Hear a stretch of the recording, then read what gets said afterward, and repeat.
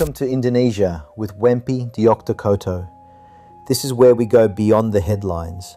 This is where economics meets history, where politics collides with geography, where culture shapes power, and where the world's fourth most populous nation is quietly redefining its place in the 21st century.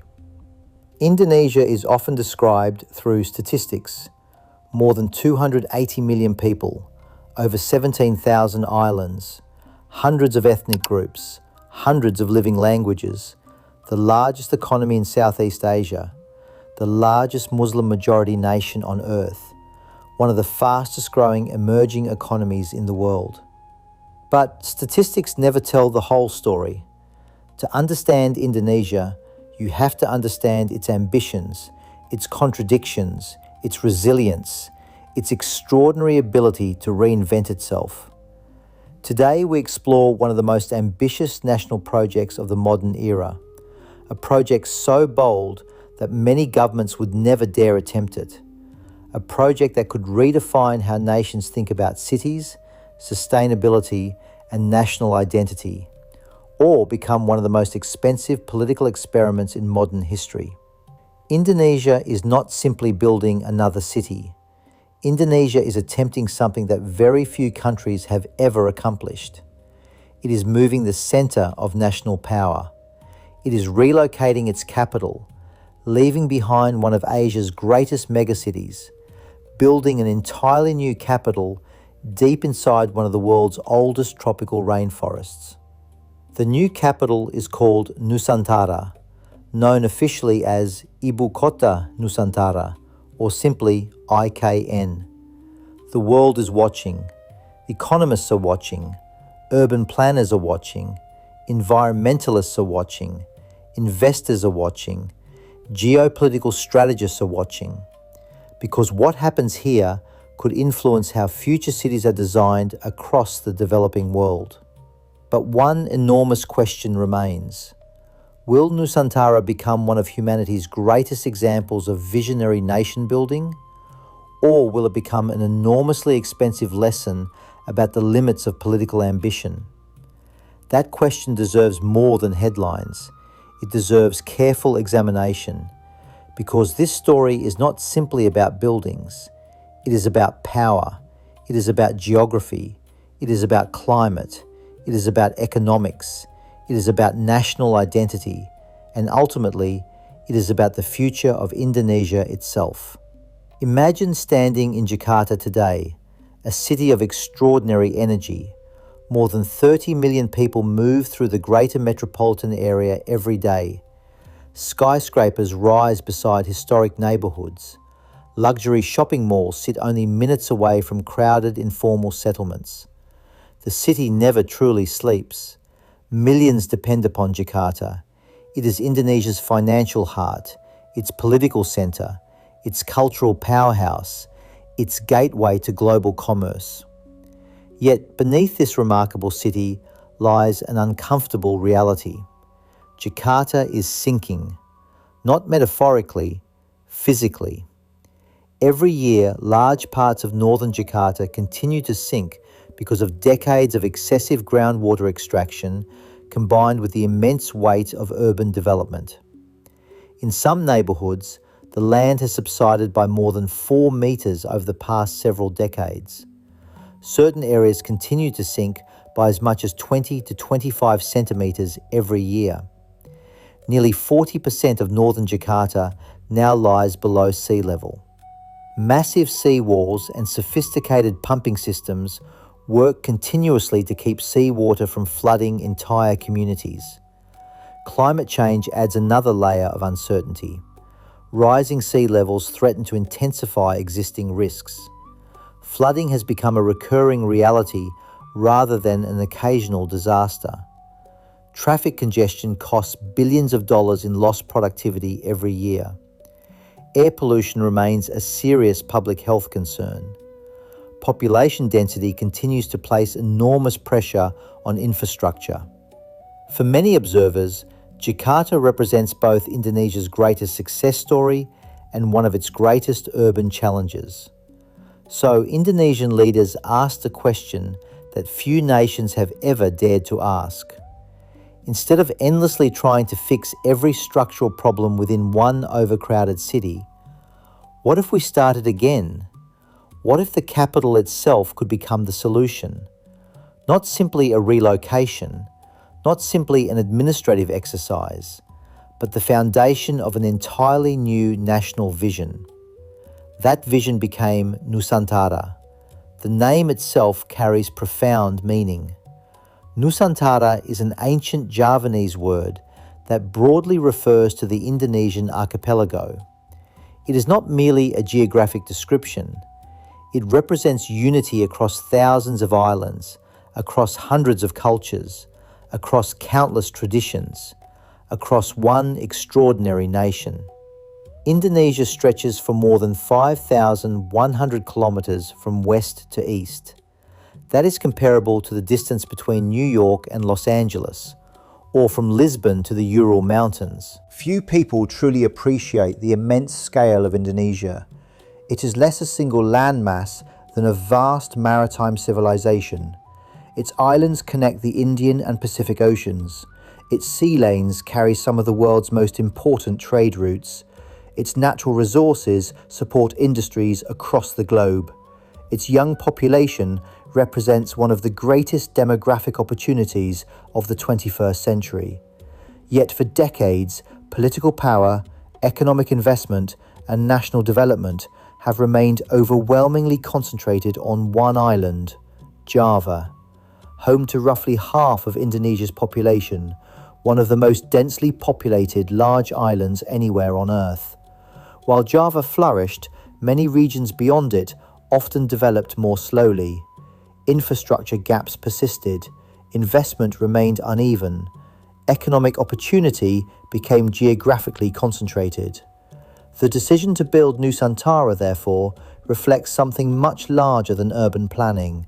It is an attempt to rebalance an entire nation, to encourage new investment, to strengthen eastern Indonesia, to improve national resilience, to create a more geographically balanced economy, to prepare Indonesia for the next century rather than the last. The chosen location lies in East Kalimantan, on the island internationally known as Borneo. Unlike Jakarta, this region sits outside major earthquake fault lines. It faces significantly lower risks from volcanic eruptions and tsunamis. Its central location within the Indonesian archipelago symbolizes national unity. Yet symbolism alone cannot build a capital. Reality soon arrives. Can a smart city truly emerge from tropical rainforest? Can sustainability coexist with rapid construction? Can billions of dollars in investment produce not only beautiful buildings, but thriving communities? Can governments successfully relocate thousands of civil servants while maintaining economic momentum? Can Indonesia convince global investors that Nusantara is more than an ambitious vision? These questions have transformed Nusantara into one of the world's most closely watched development projects. Supporters describe it as a once-in-a-century opportunity. Critics warn about financial risk. Environmental groups question potential impacts on biodiversity. Economists debate funding models. Political analysts wonder whether successive administrations will maintain long-term commitment. The answers remain unfinished because Nusantara itself remains unfinished. And perhaps that is what makes this story so fascinating. We are not examining ancient history. We are witnessing history being written in real time. Every new government decision, every construction milestone, every investment announcement, every environmental assessment, every international partnership, each one becomes another chapter in a story whose ending nobody yet knows. This is more than Indonesia's future. It is an experiment that the entire world is observing. Can a developing nation build one of the world's smartest capitals from the ground up? Can sustainability become more than a marketing slogan? Can national transformation begin with a single city? Or will reality prove more complicated than vision? Over the next hour, we will examine every dimension of this remarkable journey. The historical foundations, the political motivations, the economic calculations, the engineering achievements, the environmental concerns, the geopolitical consequences, the financial risks, the opportunities, the criticisms, the hopes, and ultimately the legacy that Nusantara may leave for generations to come.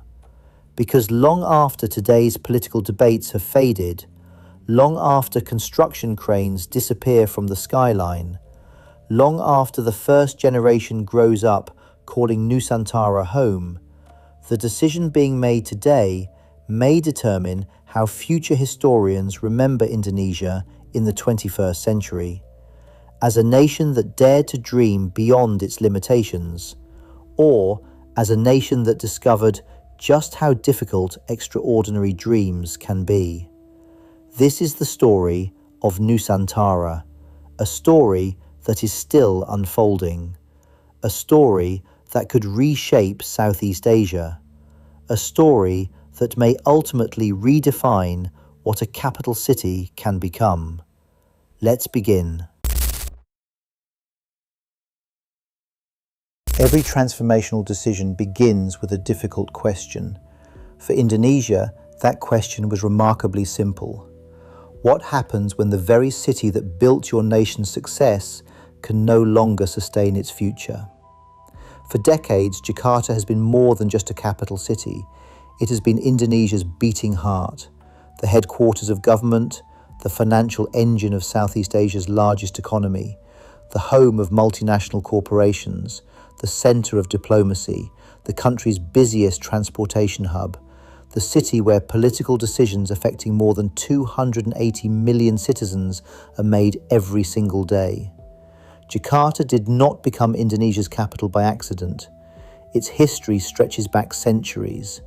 Known as Sunda Kelapa during the era of the Sunda Kingdom, the port later became Jayakarta before being conquered by the Dutch East India Company in 1619 and renamed Batavia.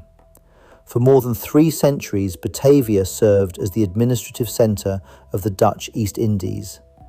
After Indonesia proclaimed independence in 1945, the city gradually transformed into Jakarta, becoming the capital of a newly sovereign nation determined to define its own destiny.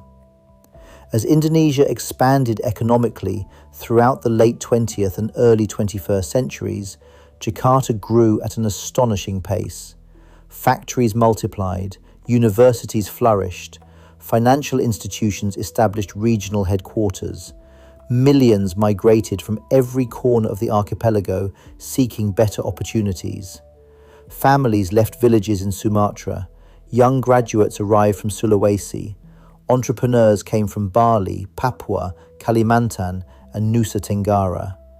Jakarta became a city of dreams, a place where ambition seemed possible, a symbol of Indonesia's remarkable economic rise. Yet success often creates its own challenges. Every year, hundreds of thousands of new residents continued arriving. Road networks struggled to keep pace. Housing demand exceeded supply. Traffic congestion evolved from an inconvenience into an everyday reality. For many commuters, traveling only 20 kilometers could consume 2 or even 3 hours. Businesses absorbed enormous productivity losses. Citizens sacrificed valuable time with their families. Economic growth came with an increasingly heavy price. Then there was another problem, one that could not be solved simply by building another highway: water.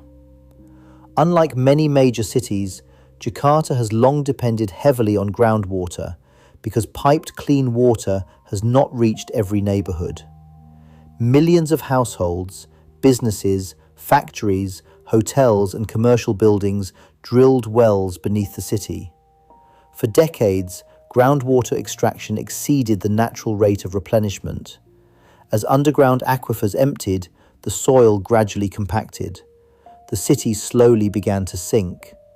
This process is known as land subsidence. It is one of Jakarta's most serious long-term challenges. Scientists have documented substantial subsidence across northern Jakarta, with some districts experiencing dramatic declines over recent decades. The consequences extend far beyond inconvenience. Flood defenses become less effective. Drainage systems require constant upgrades. Infrastructure maintenance becomes increasingly expensive. Seawater pushes farther inland. Communities remain vulnerable during periods of heavy rainfall. Climate change compounds these pressures. Global sea levels continue rising. Extreme weather events are becoming more frequent in many regions. Even if groundwater extraction were dramatically reduced tomorrow, decades of accumulated subsidence cannot simply be reversed overnight. Jakarta, therefore, represents one of the world's clearest examples of how rapid urbanization, environmental management, and infrastructure planning are deeply interconnected.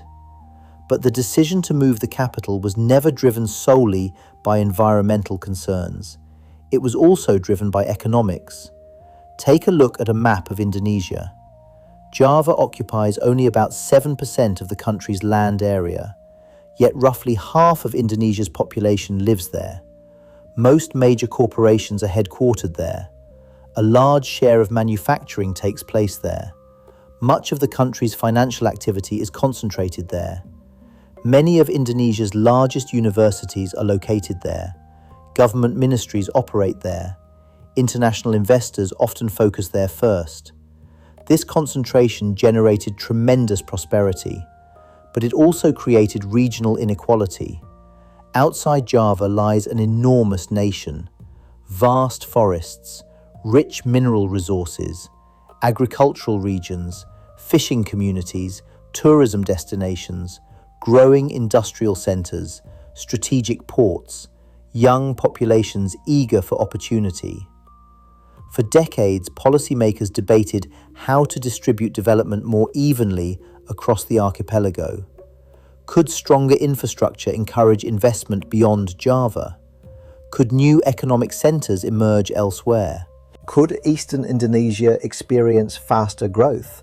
Could national resilience improve if political authority became less geographically concentrated?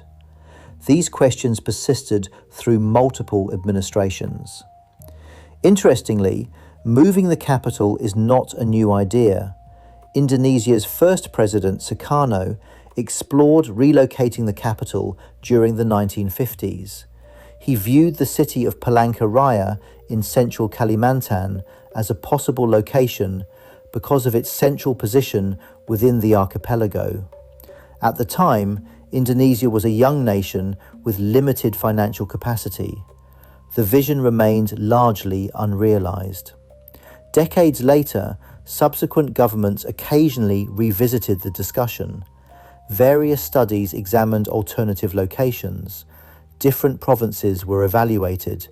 The concept remained alive, but never advanced beyond planning. Then came President Joko Widodo, widely known as Jokowi. Unlike previous administrations, his government decided not merely to study relocation, it committed to building it. In 2019, the government officially announced East Kalimantan as the chosen location for Indonesia's future capital. The decision surprised many observers around the world. Entire governments rarely relocate their administrative centers. Even fewer attempt to construct an entirely new capital city from the ground up. Yet history shows that Indonesia would not be alone. Brazil built Brasilia, Australia developed Canberra, Pakistan established Islamabad, Nigeria created Abuja, Kazakhstan relocated its capital to Astana. Each project reflected different national priorities. Some sought geographic balance, others pursued political neutrality. Some aimed to stimulate regional development, others hoped to symbolize a new chapter in national history. Indonesia now joins this exclusive group. But Nusantara may represent something even more ambitious. Unlike many earlier planned capitals, it seeks to integrate digital governance, renewable energy, biodiversity conservation, smart mobility, and climate resilience from the beginning, rather than adding these features decades later. That ambition naturally attracts admiration. It also invites skepticism. Can governments truly design an ideal city? History suggests that cities rarely become vibrant simply because architects produce beautiful master plans. Cities thrive because people create communities. Businesses generate opportunity. Universities foster innovation. Artists shape culture. Entrepreneurs build industries. Families establish neighborhoods. Markets emerge organically. The real challenge for Nusantara is therefore not constructing buildings. It is creating a living city. A capital without people is only architecture. A capital without opportunity is only infrastructure. A capital without identity is only a collection of roads and government offices. The government understands this challenge. Its long-term vision extends far beyond relocating ministries. Officials envision research institutions, technology companies, universities, healthcare centers, international organizations, creative industries, green manufacturing, clean energy innovation, modern residential communities, public parks, urban forests, walkable neighborhoods, an ecosystem where government, business, education, and innovation reinforce one another. Whether that vision ultimately succeeds remains uncertain. History offers examples of both triumphs and disappointments. Some planned capitals flourished beyond expectations. Others struggled for decades before finding their purpose. Nusantara now stands at that same crossroads. Its success will depend not only on engineering excellence, but also on governance, transparency, environmental stewardship, investor confidence, and the willingness of Indonesians themselves to embrace a new national centre. The decision has already been made. Construction has already begun. Billions of dollars have already been committed. The debate is no longer whether Indonesia should move its capital. The real question is whether Nusantara can fulfill the extraordinary expectations placed upon it. Because once a nation decides to reshape its future, there is no simple path back. And for Indonesia, that future is now rising from the forests of East Kalimantan. In the next chapter, we will leave the political vision behind and travel into the construction zone itself, where one of the largest infrastructure projects in Southeast Asian history is rapidly taking shape. There, we will examine what has already been built, what remains unfinished, and whether Nusantara is truly becoming the smart, sustainable capital that Indonesia has promised to the world. Imagine standing in the middle of East Kalimantan just a few years ago. Dense tropical rainforests stretched toward the horizon. Towering dipterocarp trees formed a green canopy that had stood for centuries. The calls of hornbills echoed through the forest. Orangutans, sun bears, clouded leopards, and countless other species inhabited one of the richest ecosystems on Earth. Scattered villages and small communities quietly coexisted with nature.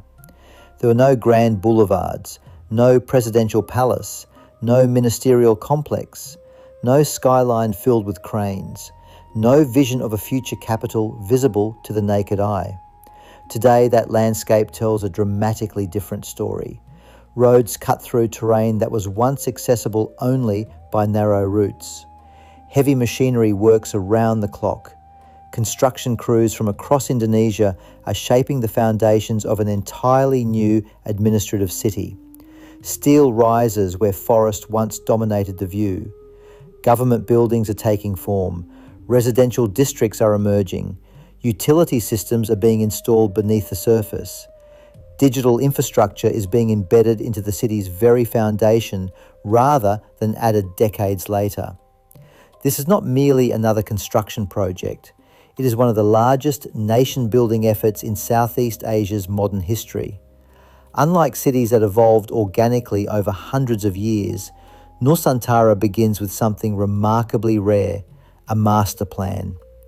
Every boulevard, every government district, every green corridor, every transportation route, every residential neighbourhood, every utility network, every public space, all have been carefully mapped long before millions of people arrive.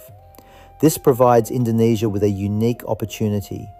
Instead of correcting mistakes after decades of uncontrolled growth, planners can attempt to avoid many of those mistakes from the very beginning.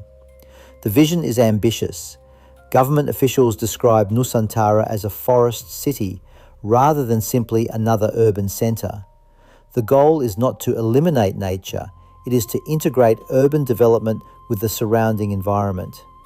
According to the master plan, a significant majority of the capital region will remain green space through protected forests, ecological restoration, parks, and natural landscapes. The intention is to create a city where modern infrastructure exists alongside biodiversity rather than replacing it entirely. Whether this balance can ultimately be maintained remains one of the defining questions of the entire project. At the heart of Nusantara stands one of its most recognizable landmarks, the Garuda Presidential Palace. Inspired by Garuda, the mythical bird that serves as Indonesia's national emblem, the palace symbolizes strength, unity, and national identity. Its sweeping architectural form immediately distinguishes it from traditional government buildings around the world. Rather than imitating colonial architecture or Western governmental complexes, the design seeks to express Indonesia's own cultural identity. Nearby stand the State Palace, ceremonial plazas, government ministry buildings, and administrative offices that will eventually house thousands of civil servants responsible for governing the world's fourth most populous nation. These are not symbolic projects, they are essential infrastructure. Without functioning government institutions, no capital city can operate effectively. Yet the government has emphasised that Nusantara is not intended to become merely a city of bureaucrats. It aims to become a living city. That means housing, schools, universities, hospitals, commercial districts, hotels, restaurants, cultural venues, sports facilities, innovation centres, research institutions, public transportation, community spaces. The challenge is enormous. Constructing buildings is relatively straightforward. Creating vibrant communities is considerably more difficult. One of the most striking aspects of Nusantara's design is its transportation philosophy. Instead of designing the city around private automobiles, planners hope to prioritise public transportation, cycling, and walking. Many daily destinations are intended to be reachable within minutes rather than hours. Wide pedestrian pathways, dedicated bicycle lanes, electric buses, autonomous transit systems under future consideration, smart traffic management powered by artificial intelligence. These ideas reflect lessons learned from many rapidly growing cities across the world. Urban planners increasingly recognise that expanding roads alone rarely solves congestion. Instead, sustainable mobility requires multiple transportation choices that reduce dependence on private vehicles. Digital technology also sits at the centre of Nusantara's vision. Government services are expected to become increasingly integrated through digital platforms. Residents may eventually access healthcare, licensing, taxation, education, transportation, and other public services through interconnected systems. Sensors embedded throughout the city could monitor traffic, water management, energy consumption, and environmental conditions in real time. Artificial intelligence may assist municipal planning. Data-driven governance could improve efficiency while reducing bureaucratic delays. These ambitions position Nusantara among the growing number of so-called smart cities around the world. However, technology alone cannot guarantee better governance. Digital systems are only as effective as the institutions managing them. Transparency, cybersecurity, privacy, public trust, administrative competence, these remain just as important as software and fibre optic cables. Another defining feature of Nusantara is energy. Indonesia hopes the city will gradually transition toward renewable and low-carbon energy sources. Solar power is expected to play an increasing role. Electric public transportation aims to reduce emissions. Green building standards encourage greater energy efficiency. Waste management systems seek to minimize environmental impact. Water recycling and conservation form part of the long-term strategy. The ambition is clear. Rather than repeating the environmental mistakes of many 20th century cities, Nusantara hopes to demonstrate that urban development and sustainability can progress together. Yet ambition inevitably encounters reality. Building any major city demands enormous quantities of concrete, steel, asphalt, glass, and construction materials. Heavy machinery consumes fuel. Roads alter landscapes. Utilities require excavation. Even environmentally conscious construction leaves an environmental footprint. Supporters argue that careful planning minimises long-term damage. Critics question whether any city of this scale can truly claim to be environmentally sustainable. Both perspectives deserve serious consideration. Construction itself has advanced rapidly in several phases. Major roads now connect critical sections of the capital area. Government office complexes continue to expand. Housing for civil servants has progressed. Water treatment facilities have been established. Electricity infrastructure continues to develop. Telecommunications networks are expanding. Public spaces have begun welcoming visitors. Some ceremonial events have already taken place within the new capital area, offering Indonesians an early glimpse of what Nusantara may eventually become. Visitors frequently describe a striking contrast. On one side stand impressive modern government buildings. On the other side stretches vast surrounding forest that reminds everyone the city remains under construction.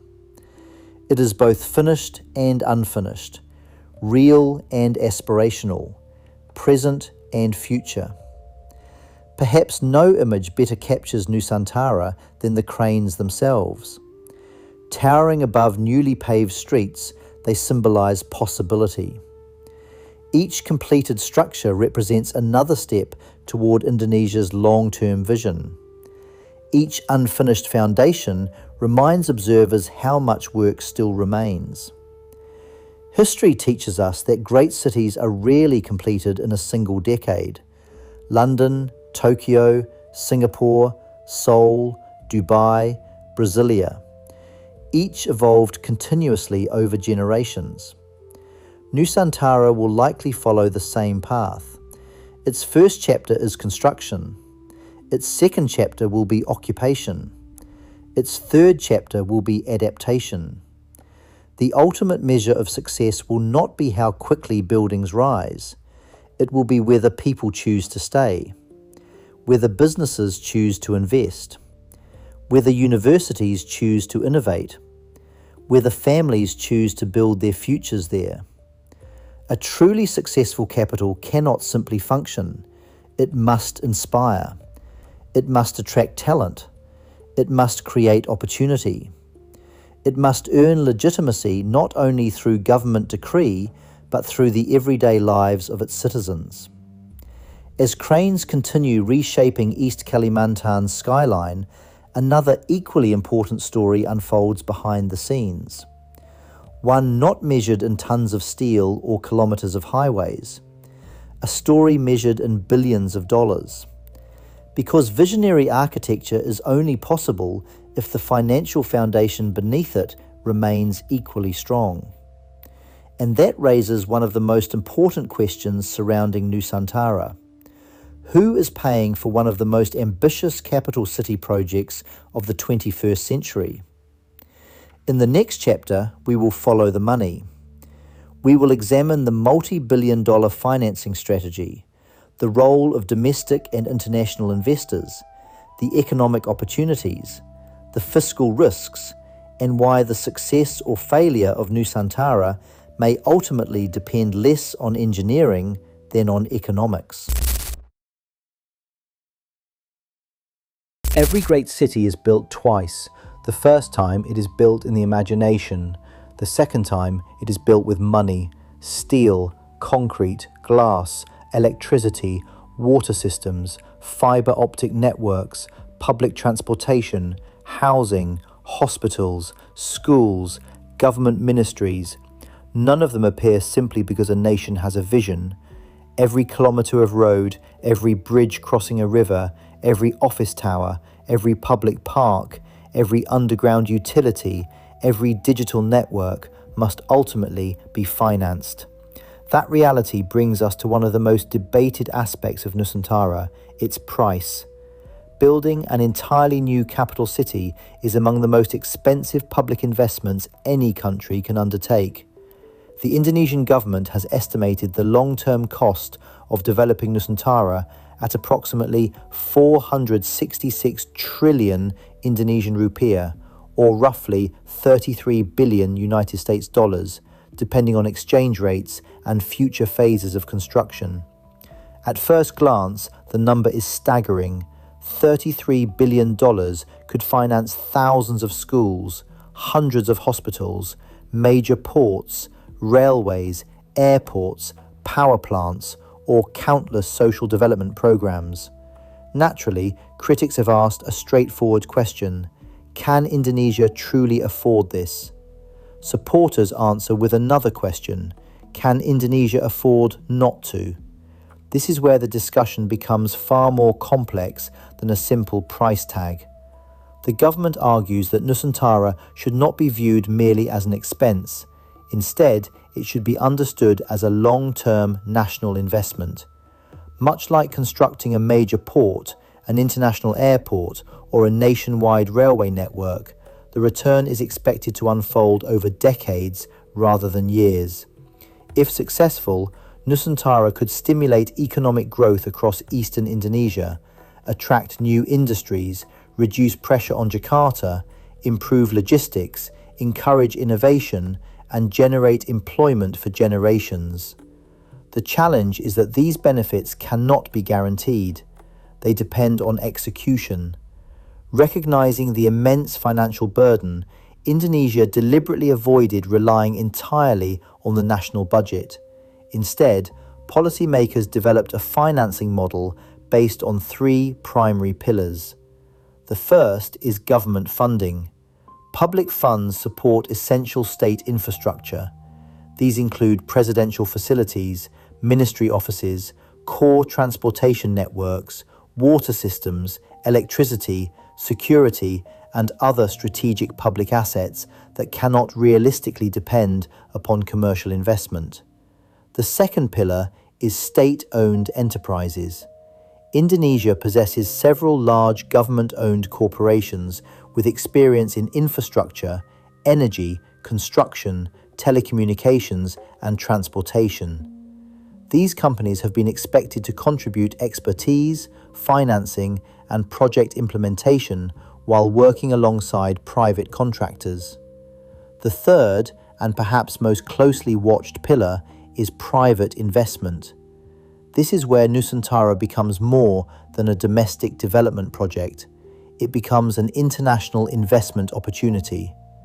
Indonesia hopes private companies will finance commercial districts, residential developments, hotels, shopping centers, healthcare facilities, universities, technology parks, renewable energy projects, and many other sectors.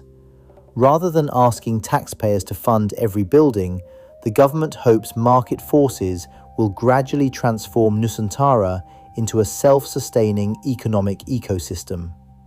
This strategy dramatically reduces pressure on public finances, but it introduces another challenge: investor confidence. Private capital does not move because governments ask politely. Investors evaluate risk, political stability, legal certainty, expected returns, infrastructure quality, market demand, regulatory transparency, long-term policy consistency. For Nusantara to succeed financially, Indonesia must continuously convince domestic and international investors that this project will remain politically stable regardless of future elections or changes in administration. This is particularly important because capital cities are unlike ordinary real estate developments. Construction may continue across multiple decades. Private investors therefore seek reassurance that government priorities will remain consistent long after today's political leaders have left office. Fortunately for the project, Indonesia has demonstrated an important element of continuity. Although Nusantara was initiated under President Joko Widodo, the succeeding administration under President Prabowo Subianto has reaffirmed its commitment to continuing development. That continuity sends an encouraging signal to financial markets. Political stability often matters just as much as engineering expertise. Investment announcements have gradually accumulated. Domestic companies have expressed interest. International firms have explored opportunities. Foreign delegations continue visiting the capital area. Some investors focus on renewable energy. Others examine digital infrastructure. Some explore property development. Others evaluate healthcare, education, hospitality, logistics, or financial services. Each announcement strengthens confidence. Each delay creates new questions. This is perfectly normal for a project of such extraordinary scale. No city emerges overnight. Another important economic objective often receives less attention than construction itself: regional balance. For decades, Java has generated the overwhelming majority of Indonesia's economic activity. Its manufacturing centers, financial institutions, corporate headquarters, universities, industrial zones, technology companies, all helped transform Java into one of Asia's most dynamic economic regions. Yet Indonesia stretches thousands of kilometers beyond Java. East Kalimantan occupies a strategically important position near major shipping lanes connecting Southeast Asia, East Asia, and Australia. Its abundant natural resources have long contributed to Indonesia's economy. Supporters believe Nusantara can help diversify economic activity by encouraging new industries beyond traditional resource extraction. Instead of relying primarily on coal, timber, or mining, East Kalimantan could gradually develop into a center for government services, education, technology, clean energy, finance, healthcare, research, tourism, and innovation. If successful, this diversification would strengthen Indonesia's long-term economic resilience. But diversification cannot simply be declared, it must be earned. Companies relocate only when opportunities outweigh costs. Skilled professionals move only when quality of life improves. Families settle only when schools, healthcare, housing, safety, and employment meet their expectations. This highlights another economic reality. Cities are engines of productivity because they bring people together. Ideas spread faster, businesses collaborate more easily, supply chains become more efficient, universities partner with industry, innovation accelerates. Economists call these benefits agglomeration effects. Jakarta already possesses them. Nusantara must gradually build them from the ground up. That process may require many years, possibly several decades. Some observers compare Nusantara with Brasilia, the planned capital of Brazil, inaugurated in 1960. Brasilia successfully became Brazil's political center. Its remarkable architecture earned global recognition. Yet Rio de Janeiro and São Paulo continued dominating much of Brazil's economic and cultural life. The lesson is clear. Relocating government functions does not automatically relocate economic gravity. Indonesia understands this. Its objective is not necessarily to replace Jakarta as the country's financial capital. Rather, Jakarta is expected to remain Indonesia's principal commercial and business center, while Nusantara becomes the administrative heart of government. In this model, both cities serve complementary rather than competing roles. It is an ambitious dual-center strategy. If managed effectively, it could reduce pressure on Jakarta while unlocking new opportunities elsewhere. If managed poorly, it could divide resources and weaken efficiency. That balance requires exceptional governance. Economics also intersects with geopolitics. Global investors increasingly seek stable destinations for long-term infrastructure investment. Indonesia's growing middle class, expanding manufacturing sector, abundant natural resources, strategic maritime location, and relatively resilient economic performance have strengthened its international appeal. Nusantara, therefore, serves another purpose. It showcases Indonesia's confidence that it can think beyond immediate challenges, confidence that it can attract international partnerships, confidence that it can build institutions designed for the next 50 or even 100 years. Yet confidence alone never guarantees success. Markets remain unforgiving. Construction costs may rise. Global recessions may reduce investment. Commodity prices fluctuate. Interest rates change. Exchange rates shift. Geopolitical tensions influence capital flows. Economic planning must therefore remain flexible enough to adapt to changing global conditions. Perhaps that is the greatest economic lesson behind Nusantara. The project is not simply about spending money.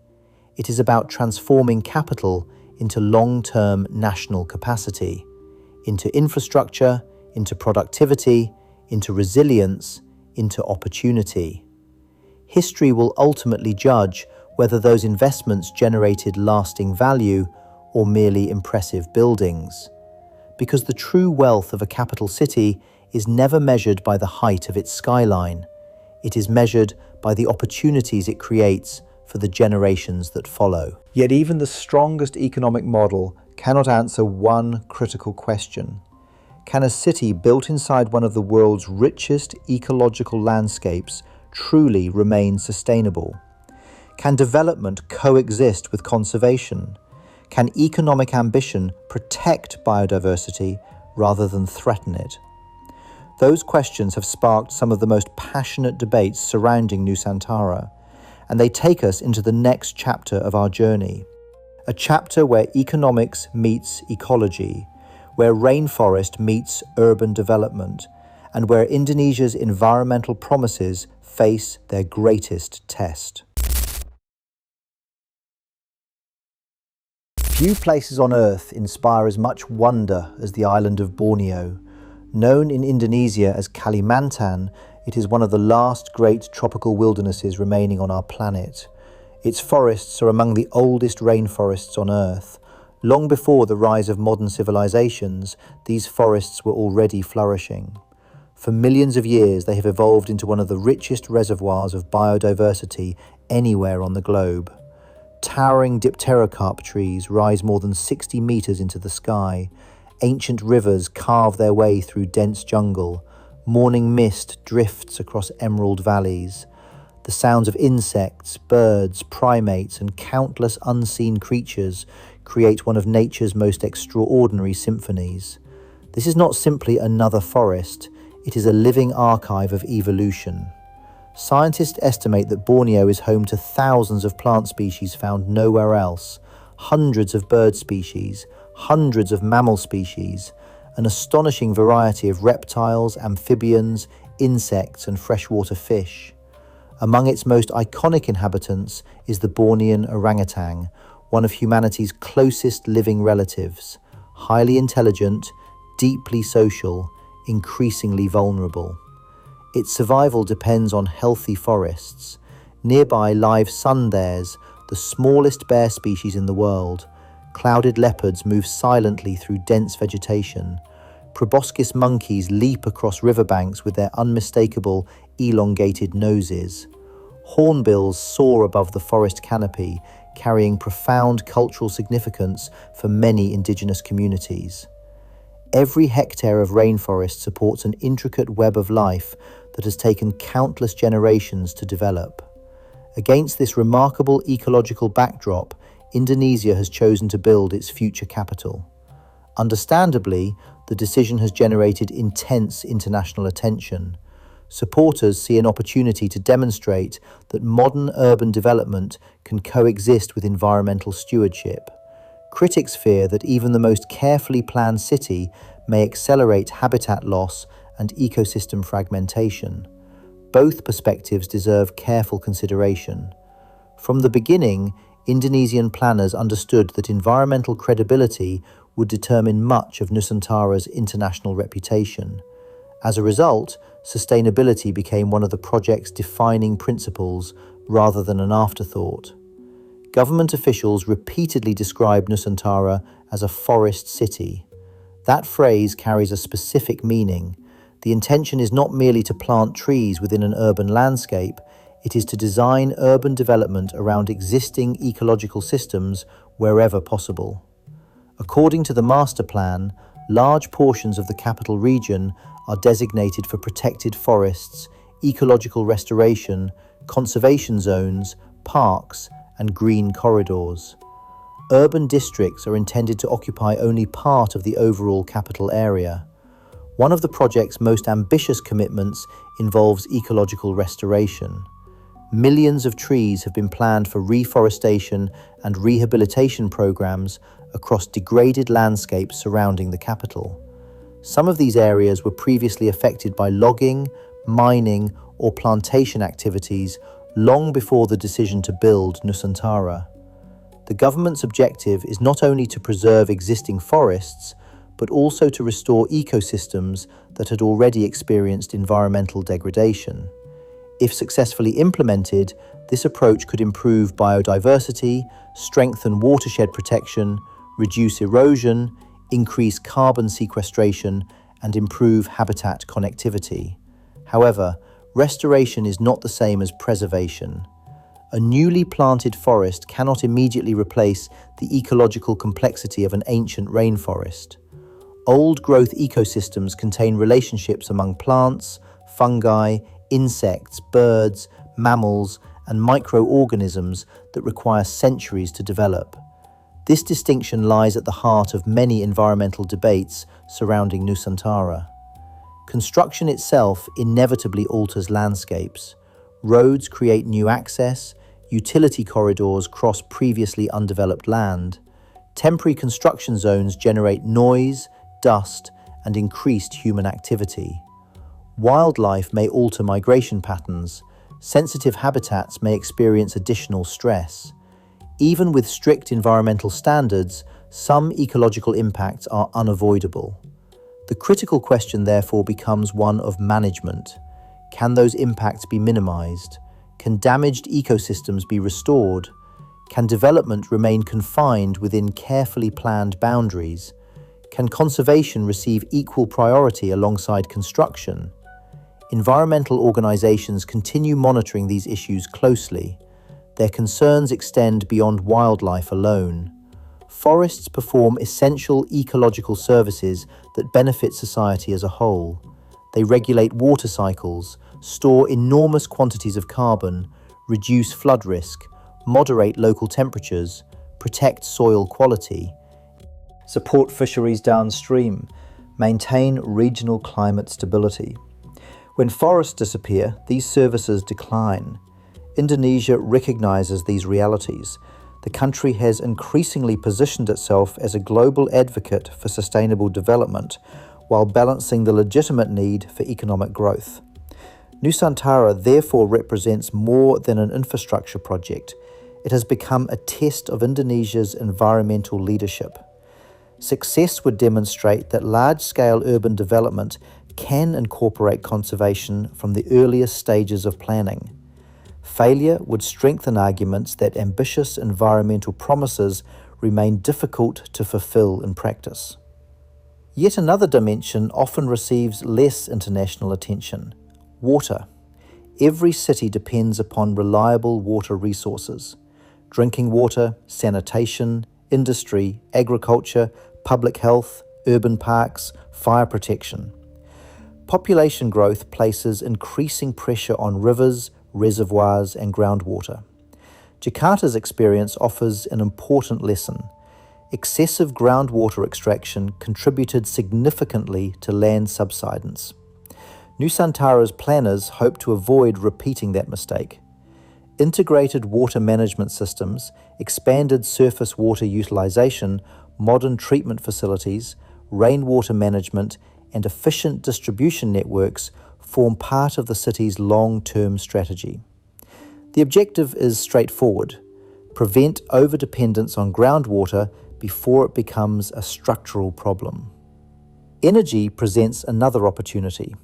Traditional cities often rely heavily on fossil fuels because they were designed before renewable technologies became economically competitive. Nusantara begins under very different circumstances. Renewable energy technologies continue improving. Battery storage advances rapidly. Electric mobility expands worldwide. Smart energy management systems become increasingly sophisticated. Indonesia hopes the new capital can gradually integrate these innovations from the outset. Buildings are expected to meet higher environmental performance standards. Electric public transportation will reduce urban emissions. Energy-efficient infrastructure may lower long-term operating costs. Digital monitoring systems can optimize electricity consumption throughout the city. Again, these ambitions remain works in progress rather than completed achievements. Perhaps the most important environmental question extends beyond technology altogether. It concerns culture. For countless generations, indigenous communities have lived throughout Kalimantan. Their traditions, livelihoods, and identities remain deeply connected to forests and rivers. Many possess generations of ecological knowledge that cannot be replicated through satellite imagery or engineering software. Their understanding of seasonal cycles, medicinal plants, wildlife behavior, and ecosystem relationships represents an invaluable form of environmental stewardship. Responsible development, therefore, requires more than environmental impact assessments. It requires meaningful dialogue, respect, participation, recognition of customary rights, long-term partnerships. Sustainable development succeeds most effectively when local communities become active participants rather than passive observers. Indonesia's challenge is therefore extraordinarily complex. It must build, protect, restore, innovate, invest, consult, adapt, and continuously improve. Few countries have attempted such an ambitious balancing act on this scale. History reminds us that environmental credibility is earned over decades rather than announced at groundbreaking ceremonies. Promises matter. Implementation matters even more. The world will not judge Nusantara solely by architectural renderings or official master plans.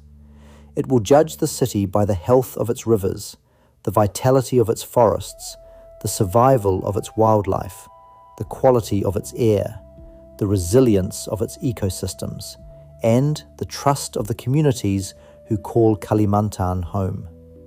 If Indonesia succeeds, Nusantara could become one of the world's most important demonstrations that urban development and ecological responsibility are not necessarily opposing forces. If it falls short, the lessons will be equally significant. Either way, the outcome will shape international conversations about sustainable urbanization for decades to come. Yet sustainability alone cannot explain why governments around the world are watching Nusantara so closely. There is another dimension, one measured not in carbon emissions or biodiversity, but in influence, power, diplomacy, regional leadership, strategic geography. Because every capital city sends a message to the world, and Nusantara may be sending one of the boldest messages Indonesia has ever delivered. In the next chapter, we will explore the geopolitical significance of Nusantara and examine how this new capital could reshape Indonesia's role within Southeast Asia, the Indo-Pacific, and the rapidly changing global order.